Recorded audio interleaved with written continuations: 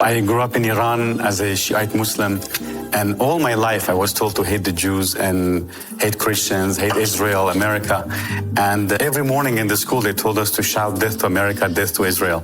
In our textbooks in the school we had pictures of Israeli soldiers looking very mean, killing the Palestinian baby and the baby's crying, to create a hatred toward the Jewish people, to demonize the Jews. I began to research and I saw that everything that they were doing is exactly what the Islamic Sharia law teaches. So I lost my faith in Islam. Are you religious as a young Muslim? Yes, I was very devout. My whole family, my mother, my sisters were devout. We were going to mosques. And as a Shiite Muslim, we used to go beat ourselves on the streets. And everything they told us that Israel is doing to Palestinian, the Islamic regime was doing it to us. But I knew there was a God, and I began to cry out to God, and I began to look for him and search for him. I said, God, if you're real, who are you? When I was 19, for the first time I heard about Yeshua. In Iran, it's illegal, actually. The Bible is illegal. It's death penalty if you leave Islam and become a Christian.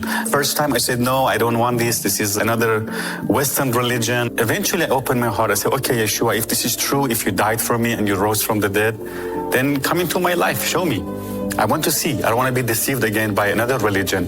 And the moment I say that, the heat went through my hand, the warmth. It went through all my body. I began to shake and I started crying, and I felt this love I had never felt before. I felt this joy and this peace. It's as if someone lifted 300 pounds of weight off my shoulder. I began to look for a New Testament, for the gospel, and I saw that the difference. I saw Jesus was a Jew from Israel. He says, love your enemies and pray for those who hate you and spitefully use you. And the contrast, in Islam it says to kill those who don't believe in Allah, especially Jews and Christians. It curses Jews and Christians. And then here, Jesus is saying to bless people, to forgive, to love, to go the extra mile.